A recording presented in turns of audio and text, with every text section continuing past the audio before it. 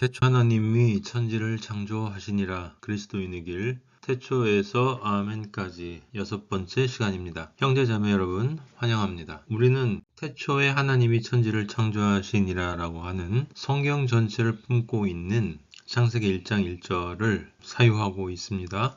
태초에 대해서 이야기했고 그 다음에 하나님에 대해서 삼위일체와 관련해서 첫 번째 시간을 다뤄봤고요. 그 개념이 어떻게 나오게 되었는가? 오늘은 삼위일체라고 하는 말씀이 어떤 의미를 지니고 있고 우리 기독교에서 어떤 오해를 불러일으켰는지 그 얘기를 좀 여러분 형제자매님과 나누려고 합니다. 자, 삼위일체라는 말을 이제 본격적으로 분석을 해보도록 하죠. 본질이 하나인 세분 위격, 그러니까 삼위일체라는 말이 그 뜻이에요. 중요한 단어는 본질이라는 말과 위격이라는 말이죠. 본질이라는 말은 어떤 존재가 지니고 있는 본래의 성질, 속성을 뜻하는 것이죠. 구체적으로 말하면 그 존재가 다른 모든 존재와 구별되는 그 존재만이 지니고 있는 고유한 속성, 그게 본질입니다. 그러니까 하나님의 본질을 하면 이 온 우주의 그 어떤 존재와도 구분되는 하나님만이 지니고 계시는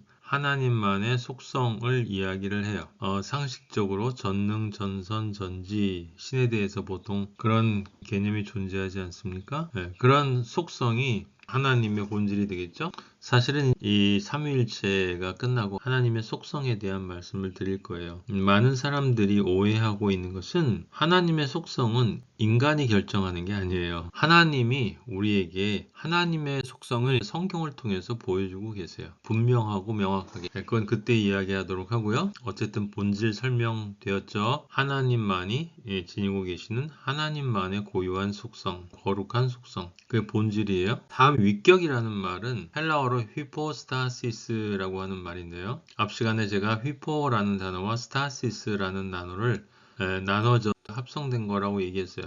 정확하게 말하면 휘포와 히스테미라는 단어가 합성된 것입니다. 휘포는 언더를 이야기하고요. 히스테미는 스탠드를 뜻하는 거예요. 그 휘포와 히스테미가 합성된 게 휘포스타시스예요. 라틴어로 번역하면 substantia, 영어는 substance, 그리고 거기서 understand가 나왔다. 그러면 이게 무슨 뜻이냐? 여러분, substance, 실체라는 단어의 첫 번째 sub는 under예요. stance는 stand, 서다고요. 밑에 서 있다라는 뜻이에요. 밑에 서 있다. 어디 밑에 서 있냐? 모든 존재, 만물에 있다. 만물의 밑에 서 있다라는 것은 무엇이냐? 모든 존재와 삶의 근원이다. 토대다. 시작이다. 창조의 근원이다.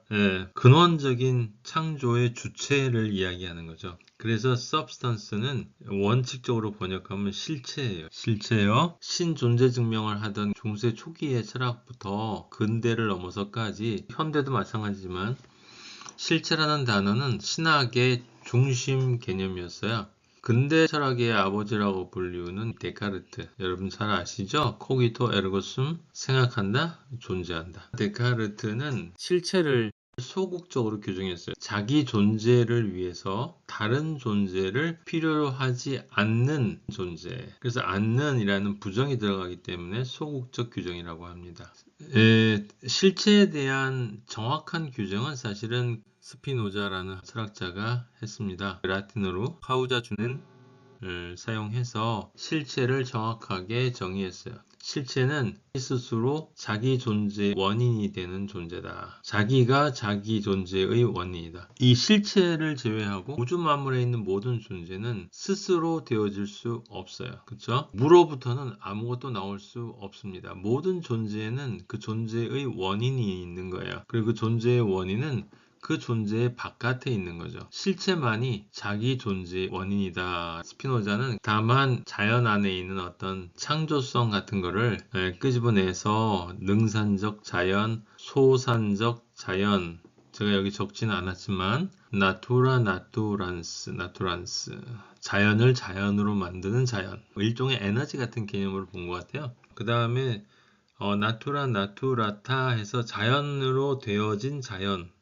그 두 가지 자연 개념을 구분을 해서 자연을 자연으로 되게끔 만드는 그 자연을 스피노자는 실체라는 개념을 사용을 했고 신으로 보았어요. 그러면서 신이라는 영혼의 관점에서 세상을 보고자 했는데 참 안타까운 일이죠. 자연을 만드는 자연, 그런 자연은 존재하지 않아요. 자연을 창조하신 분은 우리 하나님 아버지 만군의 여호와 하나님 한 분이십니다. 하나님 아버지가 말씀으로 온 우주와 존재를 창조하셨어요. 그 하나님만이 카우사 주의이신 거죠. 자기 존재 원인이신 거예요. 그 참 흥미로운 것은 그 아버지 하나님이 스스로가 실체라는 것을 밝히셨다는 거예요. 어디서 그러셨냐면 여러분 출애굽기 보시면 아버지가 모세한테 애굽으로 가라오지 않습니까? 내 백성을 인도해 내라. 그럴 때 모세가 물어보잖아요. 가서 제가 누가 나를 보냈다고 할까요? 라고 할 때 아버지가 말씀하시지 않았습니까? 나는 스스로 존재하는 자다. 번역을 그렇게 했는데 히브리어에는 그냥 테트라그라마톤이라고 그래서 YHWH 요 대문자 그걸 거기 모음을 붙여가지고 야훼라는 말을 유대인이 만들었잖아요. 근데 그 야훼라는 아버지가 하신 말씀은 정확하게 말하면 I am that I am이에요. 직역을 하면 나는 있는 존재다 라는 뜻입니다. 엄청난 말이죠. 나는 있는 존재라는 말은 나는 없던 존재가 아니라는 말이고, 즉 과거에는 없었는데 현재에 있는 존재가 아니라는 뜻이고요. 나는 있을 존재, 미래에 있을 존재가 아니다. 나는 지금 있는 존재고 지금 있는 나는 그 지금으로 계속 있다. 과거에도 있었고 지금도 있고 앞으로도 있고, 그러니까 I am으로 존재하는 존재다라는 사실에서 벗어나 본 적이 없는 존재라는 거잖아요. 그럼 시작도 없고 끝도 없는 존재라는 거예요. 영원한 존재라는 거죠. 아버지가 그러니까 스스로 내 존재의 원이 나다. 내가 실체다. 내가 신이다. 그러니까 이스라엘 백성에 가서 영원히 존재하는 영원한 아버지 하나님이 너를 보냈다고 해라 말씀하신 또 흥미로운 거는 스피노자가 잘못 본 자연 있잖아요. 자연의 한자어가 스스로 자자 그럴 연자 아닙니까? 스스로 그렇게 된 존재예요. 그러니까 자연이라는 말 그 자체로 보면 실체라는 뜻이에요, 여러분. 자연은 스스로 되어진 존재다. 맞습니까? 아니죠. 자연은 창조된 존재예요. 무슨 말이냐면요. 진정한 의미에서, 엄밀한 의미에서, 진리의 안에서 스스로 그렇게 된 자연으로서의 존재는 실체이신 하나님 아버지밖에 없다라고 하는 거예요. 사실은 하나님 아버지만이 자연이에요. 모든 다른 존재는 실체이신 여호와 하나님 아버지가 창조한 존재인 거죠. 위격이라는 말은 그러니까 실체라는 뜻이에요, 여러분. 그리고 세 분 위격이라는 아버지와 아들과 성령 세 분이 모두 위격이라는 말은 실체라는 뜻이고요. 아버지도 신, 아들도 신, 성령도 신, 세 분이 다 시다 라는 뜻이에요. 본질이 하나인 세 분 하나님이라는 말이 삼위일체라는 말입니다. 근데 우리가 알고 있는 삼위일체라는 개념이 조금 헷갈리는 부분이 있어요. 그건 왜 그러냐면 번역하는 과정에서 오해가 일어났기 때문이에요. 사실은 이 오해를 설명드리려고 하는 건데 그러기 위해서는 지금 말씀드린 대로 위격을 정확히 알아야 합니다. 자, 오해가 뭐냐면요. 본질이 하나다 할 때 본질은 헬라어 원어가 우시아예요. 우시아. 에센치아고요. 영어는 에센스입니다. 본질이 하나인 위격 세 분. 조금 전에 제가 말씀드린 그대로거든요. 그런데 언제부터인가 기독교 역사에서 이 우시아라고 본질이라는 단어를 실체라는 단어로 히포스타시스로 이해를 했어요. 그래서 본질인 우시아를 substantia로 번역한 경우가 있다. 그렇게 보는 성경 번역도 많이 있습니다. 본질이 실체라는 거예요. 그럼 왜 본질이라는 단어를 실체라는 히포스타시스로 잘못 번역했느냐? 그건 우리가 삼위일체를 이해할 때 성경에 나와 있는 또 다른 단어를 사용하기 때문이에요. 그 왼쪽 위에를 보시면 본질이 하나다라는 말 밑에 본체가 하나라는 말이 있죠. 본체라는 단어가 나와서 그래요. 이 본체라는 말 사실은 어려운 말이에요. 본체가 하나다.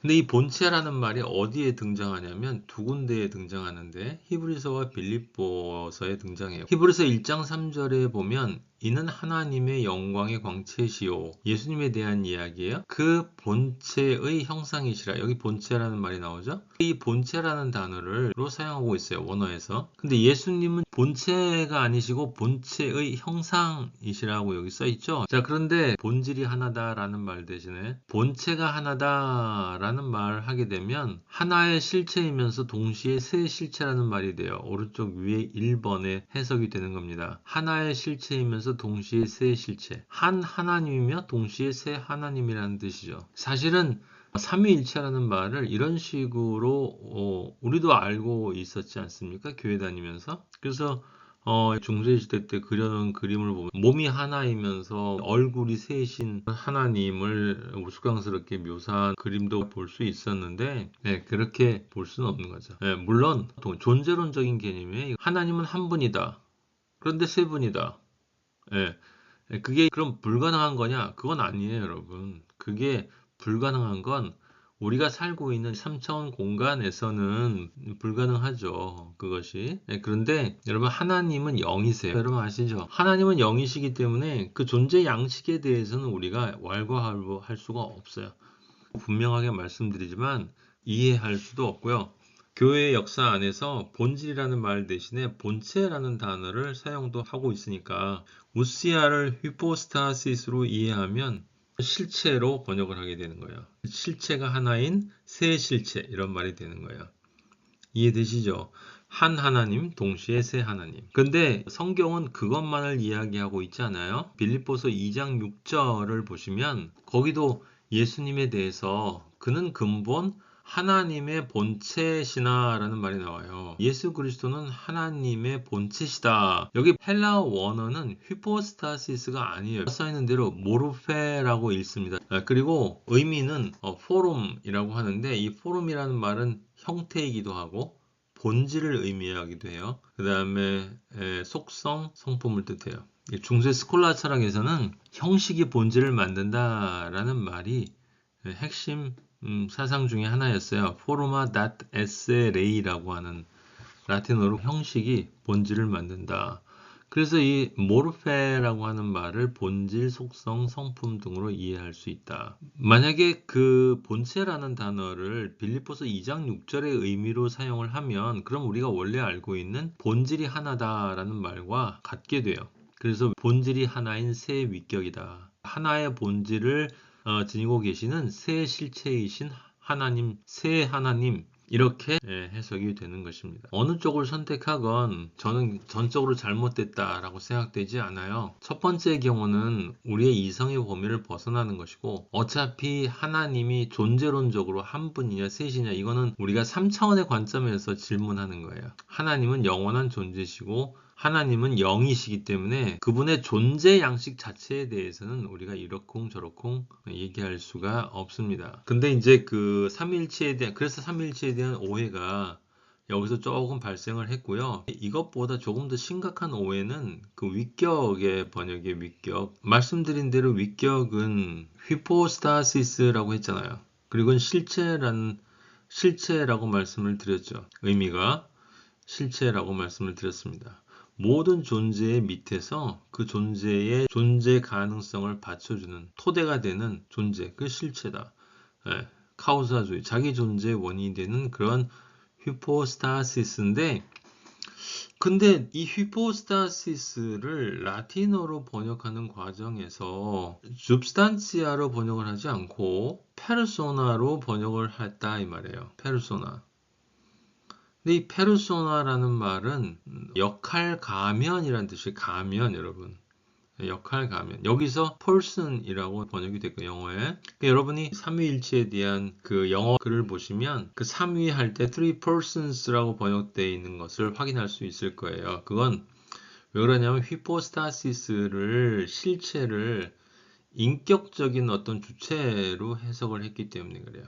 누가 그렇게 했냐? 알려지기로는 어거스틴이 했다라고 알려져 있어요.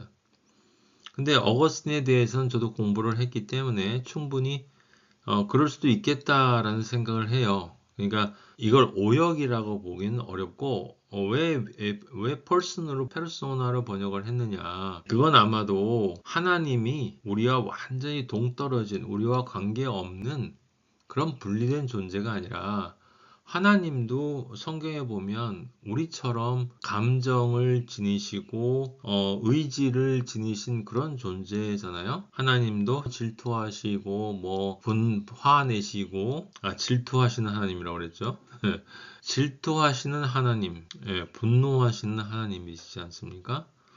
그래서 우리 인간의 감정에 질투와 분노가 있잖아요. 그래서 우리의 마음을 잘 알아주시는 그런 하나님, 우리의 마음과 같은 마음을 가지고 있는 우리처럼 성정을 지니고 있는 하나님도 성령도 근심하는 성령 이렇게 표현을 하니까 그래서 페르소나로 번역을 한 것 같아요. 근데 이게 어거스틴이 오해를 한 거예요. 왜 오해를 한 거냐면 여러분 성경에서 아버지와 아들과 성령에 관해서 예수님이 나사로 무덤 앞에서 눈물을 흘리신 거라든지 인간적인 면들이 보이기 때문에 인격이라고 번역을 했는데 이건 완전히 잘못 번역한 거예요. 왜냐하면 하나님 아버지는 우리와 같은 인격적 존재가 아니에요. 그 당연한 거 아닙니까? 어떻게 하나님이 우리와 같은 인격적 존재가 돼요? 어떻게 펄슨이 됩니까? 하나님도 질투한다고 하지 않았냐? 하나님의 질투는 여러분 하나님의 영역에 속하는 질투예요. 그건 영적인 질투고요. 인간의 모든 감정들은 우리의 육과 혼에서 나오는 감정들이에요. 이 육과 혼에서 나오는 모든 감정들은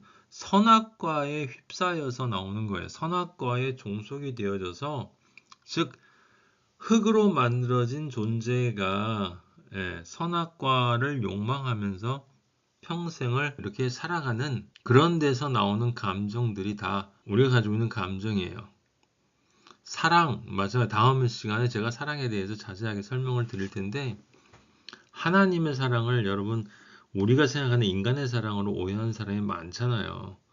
질투도 마찬가지예요. 하나님이 질투하시는 분은 맞는데 하나님이 질투하시는 건 우리 인간이 누구 상대방 비교 욕망에서 나오는 그런 질투가 아니라요. 하나님의 질투는 유일하게 사탄을 향하는 거예요. 사탄을 부러워한다는 뜻이 아니라 우리가 하나님이 창조한 하나님의 백성이 원래 되어져야 될 존재인데 사탄이 미혹해서 선악과를 먹게끔 해서 아담 하와에서 우리가 봤잖아요. 하나님의 자녀를 사탄 자식이 되게 만들었단 말이에요. 빼앗아간 거죠. 강탈한 거예요. 하나님의 나라에 들어와서 거짓말로 유혹해서 영의 거짓말이에요, 여러분. 영적인 거짓말로 유혹을 해서 영이 그 말을 따라가게끔 만들어서 하나님을 떠나 사탄의 종이 되도록 사탄이 만들었잖아요. 빼앗잖아요. 그 빼앗기는 것을 향한 분노, 빼앗아가는 사탄에 대한 분노, 그걸 하나님 아버지가 나는 질투하는 하나님이다 라는 말로 표현을 하신 거예요. 그 말의 정확한 의미는 나는 내 자녀를, 내 백성을 빼앗기지 않겠다 라고 하는 하나님의 강력한 의지를 표현하는 말입니다, 여러분. 그게 어떻게 우리 인간의 질투랑 같아요. 어떻게 펄슨이로서 인격체가 지니고 있는 질투, 슬픔, 그 슬픔이 하나님의 슬픔이 우리 인간의 슬픔이겠습니까? 우리의 인간의 슬픔은 뭔가를 자기가 욕망하는 뭔가를 잃었을 때예요. 하나님의 슬픔은 우리에게 주고자 하는 그 영광의 하나님의 백성으로 창조되어지기를 원하시는 우리에게 주시는 그 사랑, 온전한 사랑으로 전달되지 못하는 것에 대한 슬픔이에요. 왜? 그렇게 전달되지 못하면 그것을 거부한, 그거를 배척한, 심지어 조롱한, 그러나 하나님이 여전히 끝까지 사랑하시는 하나님이 창조한 인간이 불못으로 떨어질 것이기 때문에 지옥을 거쳐서 마지막 심판 때 불못으로 떨어질 것이기 때문에 우리 하나님 아버지가 우리 주님이 성령님이 슬퍼하시는 거예요. 사랑하시기 때문에. 왜 사랑해요? 그건 사랑이 뭔지를 알아야 돼요. 그건 다음 시간에 제가 말씀드리도록 하고요. 어쨌든 지금 제가 말씀드리는 것은 본질 우시아를 히포스타시스로 이해하는 것까지는 어차피 우리의 이해 영역을 벗어나는 것이기 때문에 뭐라고 이러쿵저러쿵 우리가 판단할 수가 없다. 다만 위격인 히포스타시스를 페르소나로 역할 가면으로 하면 이게 나중에 양태론 이단하고 연결이 되잖아요. 그쵸? 하나님이 구약에는 아버지로 나타나시고 신약에는 예수 그리스도로 나타나시고 나타나시는 모양만 변한다. 성령으로 나타나시고 근데 한 하나님이다. 그거는 이미 이단으로 단죄가 된 것 아닙니까? 근데 이 페르소나라는 번역 안에 양태론적인 거짓말이 조금 숨어 있다. 더욱이 하나님 실체로서의 위격을 인간으로서의 인격으로 격화시키는 번역이다. 물론 대부분의 그리스도인들은요, 이 사실을 모르기 때문에 상관없고 중요한 건 일부러 그렇게 격화시키고자 한다면 그건 사탄이 하고자 하는 일이고 말씀드렸죠? 삼위일체라는 개념이 나온 것도 예수 그리스도를 하나님과 인간 사이의 존재로 격화시키려고 또는 지금도요 유튜브 보면 진짜 불쌍한 거짓말하는 그 독사의 새끼들이 예수님은 그냥 인간이다. 예수님은 인간이다. 인간인데 뭐 깨달은 존재다. 뭐 하나님의 아들로 인정해준 존재. 별의별 거짓말이 다 있어요.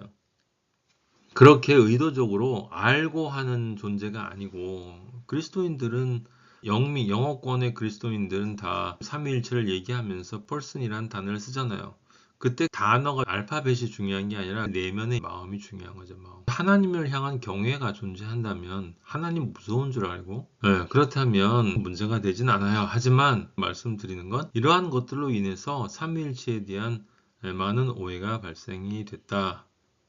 실제로 페르소나라는 말이죠. 원래 헬라어를 생각해 보면 프로소파, 페르소나에 해당하는 헬라어 원어는 프로소파예요. 프로소파, 히포스타시스가 아니고요. 그러니까 이건 번역을 정말 한 거예요. 그런데 왜 이게 영어권에서 굳어졌느냐? 그게 우리 인간한테는 인간적으로 나온다. 그래서 오해가 발생한 거다. 그래서요, 이제 다음 시간에는 정말 삼위일체가 어떤 의미인지를 말씀드리도록 할게요. 여러분이 이런 것들이 복잡하고 어렵다 생각하시면 그냥 삼위일체가 왜 나오게 됐는가? 저번 시간에 말씀드렸어요. 예수 그리스도를 하나님으로 인정하지 않는 데서 나왔다. 예수 그리스도는 완전한 하나님이면서 완전한 인간으로 오신 분이란 말이에요. 예수 그리스도라는 존재의 정체성에 대해서 우리 그리스도인이 분명하고 확고한 지식을 가지고 있다면, 지혜를 가지고 있다면 삼위일체 개념 몰라도 상관없다. 말씀드렸어요. 그러나 성경에는 아버지와 아들과 성령 하나님에 대한 깊은 의미가 숨어 있어요. 그래서 그런 관점에서 삼위일체를 은혜롭게 이해할 수 있다. 다음 시간에 그것에 대해서 말씀드리도록 하겠습니다. 축복합니다. 예수 그리스도의 십자가 은혜 안에서 세상에 줄 수 없는 하늘의 평강으로 늘 가득하시기를 기도합니다. 감사합니다.